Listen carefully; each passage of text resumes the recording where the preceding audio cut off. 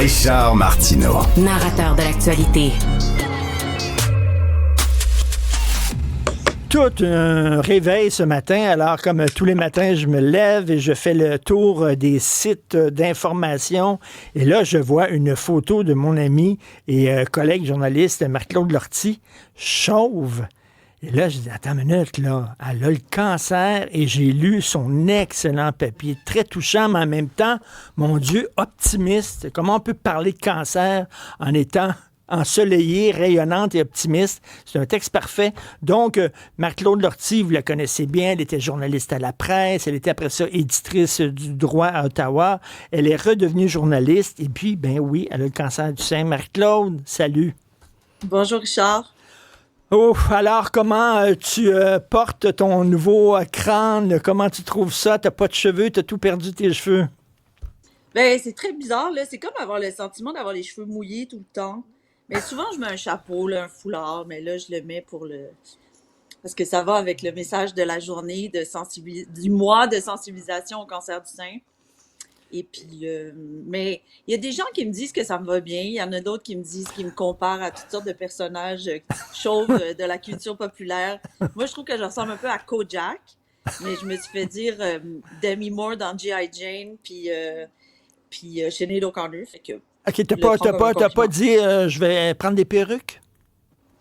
ouais, ben j'en ai une là, si j'ai vraiment besoin. Regarde, avec mes lunettes de lecture comme ça, je trouve que je ressemble à Junior Corrado dans Les Sopranos. Oui, oui. À vous? Oui. Écoute, comment tu peux avoir le sens de l'humour comme ça? Donc, tu as été diagnostiqué cancer du sein, c'était au mois de mai dernier. C'est ça que ça s'est passé? Ouais. Raconte-moi comment ça s'est passé. Tu trouvais qu'il y avait un sein qui était différent de l'autre? Oui, oui.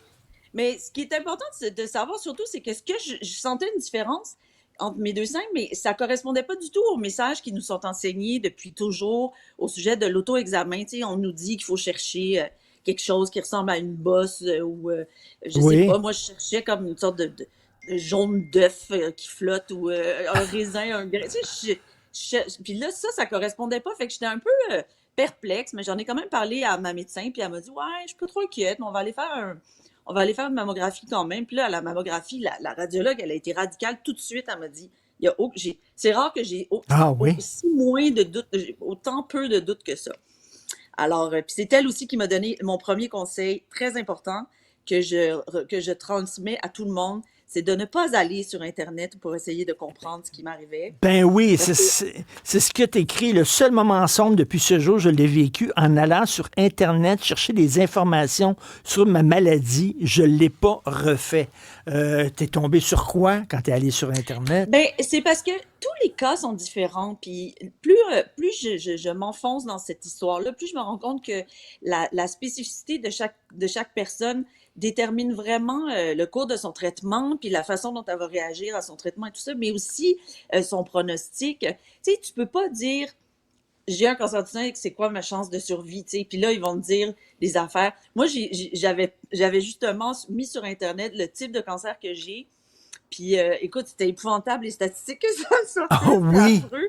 Fait comme, ben, voyons donc. Puis là, après, mon médecin était là, ben non, c'est pas ça du tout, parce qu'on sait exactement ce que t'as. Puis depuis que ces données-là ont été rentrées, on a découvert plein d'autres choses. Puis on a des traitements, puis tu réagis bien au traitement. Puis s'il y a quelque chose qui arrive, on a une autre idée, on a une autre solution. Mes médecins sont tellement confiants, puis sont tellement... puis c'est parce qu'ils connaissent mon histoire à moi, puis c'est ça qui est important. Internet lance des généralités. Hum, hum. Et puis, c'est qu'on ne peut pas avoir un vrai sens de la réalité sur Internet. Il faut faut que ce soit vraiment quelqu'un qui connaisse le dossier au complet, parce que aujourd'hui, les progrès que la médecine ont fait sont hallucinants. Puis même de semaine en semaine. Puis j'ai parlé avec un médecin récemment, puis je lui disais, puis qu'est-ce qui arrive si dans un an, il me dit, Marie-Claude, dans un an, on va peut-être avoir des nouvelles directives concernant Ah, ouais. ce qu'on doit faire avec les cas comme le tien. parce que ça bouge à ce point-là vite. Ben c'est ça, Donc, ton texte qui est magnifiquement écrit. D'ailleurs, c'est un texte hyper optimiste. D'ailleurs, le titre Ceci n'est pas une histoire triste. Et ben, premièrement, écoute, t'es vraiment une personne assez particulière parce que moi, les gens que je connais qui ont eu des traitements de chimio, ils disent c'est comme si un troc te passait dessus. Pendant 2 jours, j'étais à terre, fatigué, la fièvre, des sueurs, mal au cœur, etc. Toi, on dirait non. Comment ça? écoute, je sais pas. C'est peut-être parce que j'en ai à toutes les semaines, donc ça fait que la dose est mieux répartie différemment. Tu sais, beaucoup de gens en ont 3 semaines, fait que c'est comme un gros choc à tous les 3 semaines. Mais moi, ce que mes médecins et les infirmières me disent, c'est que c'est lié à la santé qu'on a quand on tombe malade. C'est vraiment bizarre à dire, là, mais les gens qui sont en santé quand ils tombent malades, ça va mieux d'être en santé quand on tombe malade. Et puis je pense que, tu sais, j'ai des avantages là-dessus. Tu sais, je fais beaucoup de courses, donc d'exercices cardiovasculaires intenses depuis longtemps. Puis ça, apparemment, ça fait partie des facteurs qui aident. Puis aussi, ben, tu sais, je traîne pas d'autres affaires, tu sais, de diabète, de problèmes d'articulation, de problèmes pulmonaires. Tu sais, j'ai pas ça. Donc, ben, tu sais, je suis sûre qu'il y a une question de chance là-dedans aussi, là, de métabolisme. Fait que je suis chanceuse dans ma malchance, mais je pense qu'il y a une grosse différence aussi qui vient du fait que j'ai une psychologue extraordinaire qui Ah m'aide oui? depuis des années à, à vraiment gérer l'anxiété, gérer la peur, puis gérer le stress, évidemment. Puis j'ai vraiment appris avec elle à faire la part des choses entre les choses. Hmm. Qu'est-ce qui vaut la peine qu'on s'inquiète, puis qu'est-ce qui vaut pas la peine. Puis il y a une chose qui est claire, c'est quand on est malade comme ça, on est à la merci de notre corps puis des médecins. Puis oui, il faut suivre notre dossier, puis il faut être là dans les décisions, puis il faut être au courant de ce qui se passe, mais il y a une grande partie qui est hors de notre contrôle. Fait que commencer à s'inquiéter, ça change rien. Ça change absolument rien.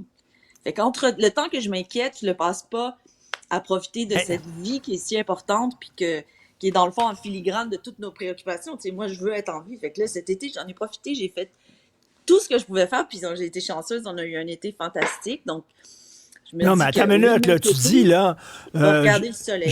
tu dis, je danse, je vais au théâtre, je fais du yoga, je prends le métro, mon vélo, je lis, je bois du vin, tu cours. Coudonc, on dirait que t'es pas malade. Ben, je suis peut-être, ouais, non, si tu me voyais, là, tu regarde-moi d'abord, mes cheveux, puis je suis, tu sais, peut-être que au point où j'en suis, je m'endors peut-être un peu plus tôt que je m'endormais avant. Ouais. Puis c'est sûr que la maladie fait en sorte que, tu sais, je travaille pas. Fait que ça aide à être en forme puis avoir le temps de faire un paquet d'affaires aussi puis de prendre la vie du bon côté.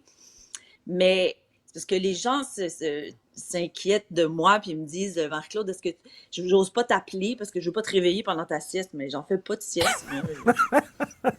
Écoute, en lisant ton texte, j'ai souri parce que tu dis mes papilles gustatives sont complètement en folie, c'est catastrophique. Toi qui aimes manger, écoute, on se souvient que pendant très longtemps, tu faisais des papiers sur la bouffe puis des critiques resto pour la presse, critiques savoureuses d'ailleurs. Tu étais la terreur des restaurants et tu aimes beaucoup manger.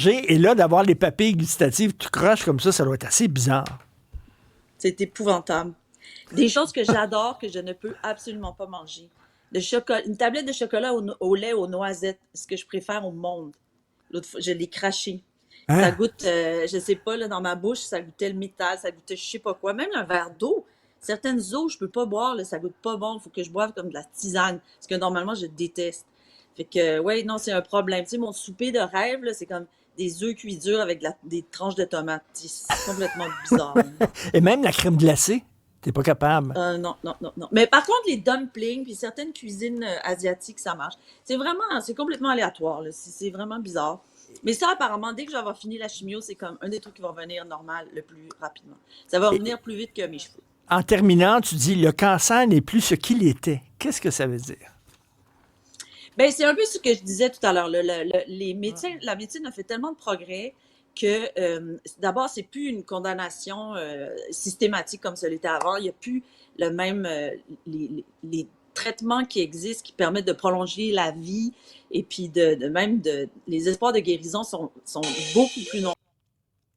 Oups, là, c'est son ordinateur qui est malade, Puis, malheureusement. Oui, OK, on on t'écoute. est c'est en train de devenir presque une maladie chronique. Certains cancers qu'on peut contrôler à long terme vont devenir presque des maladies chroniques. Puis il y a comme un changement de paradigme même. La médecine le dit. Si on peut contrôler quelque chose comme on contrôle, mettons, le diabète, par exemple, ou d'autres, ou le VIH qui est devenu, qui est devenu une maladie qui est contrôlée, puis que maintenant, les gens peuvent espérer vivre une vie presque normale avec ça.